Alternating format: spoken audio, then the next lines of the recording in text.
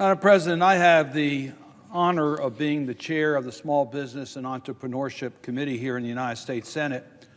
And there has been a lot of activity during the Biden administration that deals with our economy. The Biden administration has a proud record of getting legislative accomplishments, from the American Rescue Plan to the bipartisan infrastructure bill, to the Safer Communities Act, to the Inflation Reduction Act, to CHIPS and Science bill, to the PAC bill, and the list goes on and on and on. But I want to talk a little bit about the accomplishments under the Biden administration for small businesses. And I'm very proud of what we've been able to do to help small businesses in our country. We have 33.2 million small business owners in America. They are the drivers of our economy. We say they're the backbone of our economy. I think they're also the backbone of our communities. They create jobs, and they do most of the innovation that we see that makes America more competitive and creates more job opportunities and economic opportunities. Over 99% of our businesses in the United States are small businesses, and nearly 50% of all U.S. employees work for small companies. So it's critically important that we pay attention to our small business. And of course, it was challenged during the COVID-19 pandemic. I'll just give you one example of why it's so important, giving one example in Maryland. I'm sure you could give an example in every one of our states.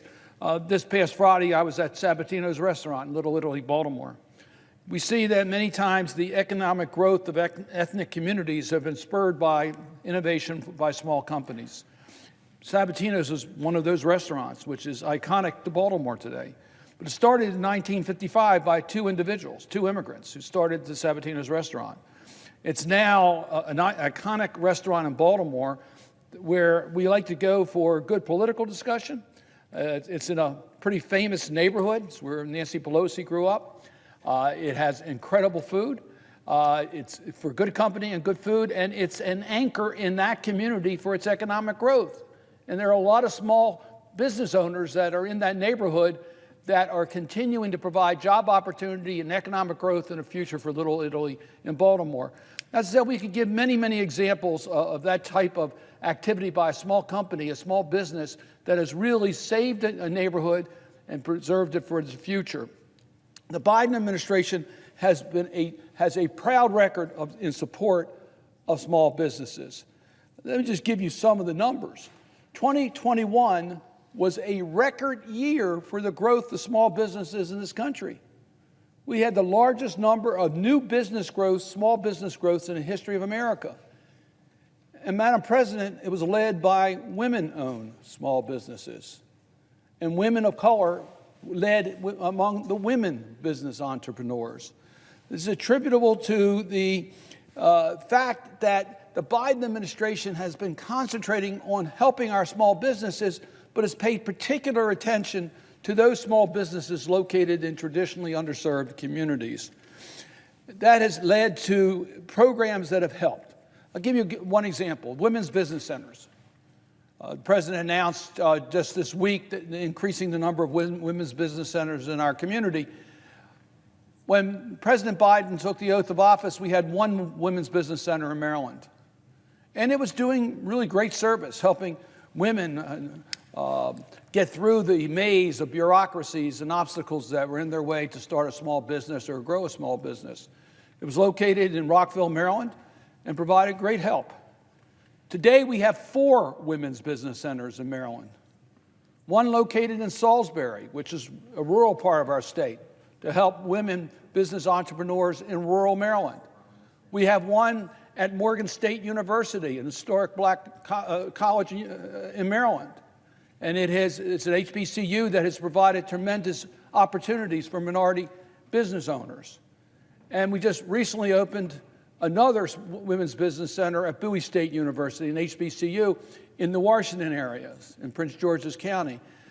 These are concrete steps that the Biden administration has taken to not only grow our small business opportunities in America, but to make sure that we pay attention to those who have been left behind in the past. So let me just give you another example of how we have delivered through the Biden administration to help our small business community. We delivered for the people, for individuals like Cal Williams of Los Angeles, who founded Royal Men's Solutions. After he was released from prison, Carl heard about the Minority Business Development Agency's entrepreneurship education for formerly incarcerated persons center in Los Angeles. His dream of becoming a third-generation carpenter and making his father proud took flight through this program.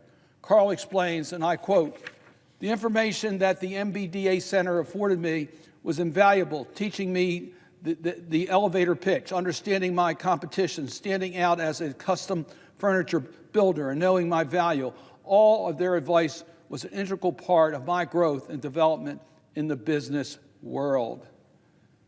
Well, one of the great accomplishments of the Biden administration was to help our returning citizens, those impacted under our criminal justice system, to give them an opportunity. And they're taking advantage of that, thanks to the Biden administration. Also in the Biden administration was the passage of the Bipartisan Infrastructure Package.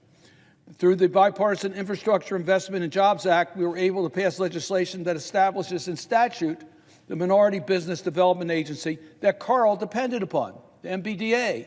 We authorized $110 million per year for the agency through fiscal year 2025 and elevated the office by creating an undersecretary position to lead the agency.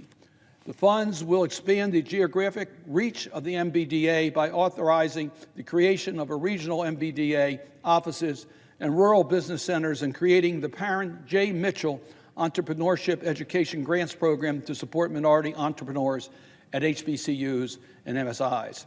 I particularly like the program being named after the former Congressman Parent J. Mitchell, a congressman from Baltimore, who was chair in the House of Representatives of the Small Business Committee and was responsible for our first efforts to set aside to help small businesses and minority small businesses.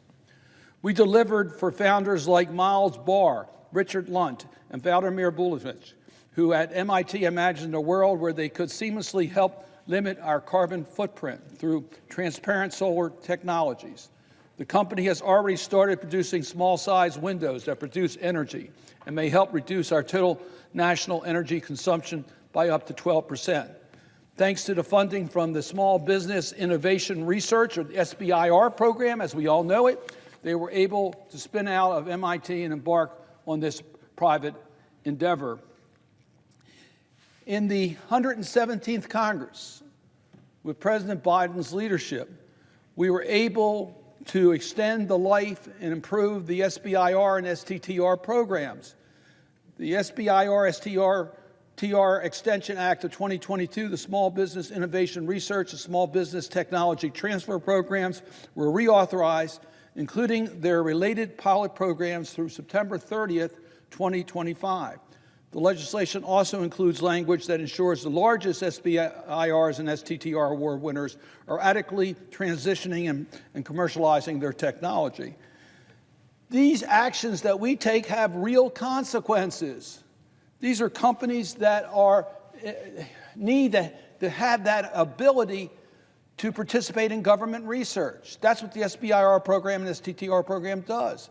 The federal agencies that have the largest amounts of research must engage smaller companies. Now, guess which agency is the strongest proponent of the SBIR program that we reauthorized under President Biden's leadership?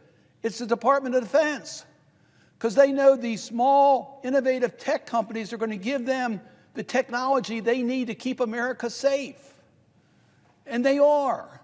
I look at my own state of Maryland, where we are blessed to have so many high-tech companies that are working in defense, working in healthcare, working in communications, working in the environment, in energy. And thanks to our actions, these companies can now grow and do their work and help our country solve our problems through the passage of the SBIR-STTR Extension Act of 2022. The Biden administration delivered for veterans, women entrepreneurs, rural communities, and the mom-and-pop shops that keep our communities vibrant. Because of COVID-19, we knew this was not a time to sit back and watch the small businesses we love close their doors. Instead, we rolled up our sleeves, took care of Main Street, and while we did not see many small businesses close, we saw too many small businesses close, we saw many of them come back stronger than ever before. And entrepreneurs did the same. In a remarkable comeback under the Biden administration, we have seen 10.5 million new business applications, making 2021 and 2022 record years. Through the Inflation Reduction Act, we helped small businesses reduce their energy costs while improving their environmental sustainability. And through the Bipartisan Infrastructure Investment and Jobs Act, small businesses across the country will receive the help they need to modernize the way they do business in order to grow and succeed. Look, I want American entrepreneurs and small business owners to know that they should dream big. Our nation is on path to make those big dreams a reality. And I am very proud of the progress that we've been able to make during these past 2 years. I'm looking forward to working on behalf of small businesses in this Congress with my partner, Senator Ernst, on the Small Business Committee. I just want the small business owners of America to know that we're on their side and we're going to continue to provide the help so that they can help America grow. They are the backbone of our economy and the backbone of our communities, and we stand with them. With that, Madam President, I would yield the floor.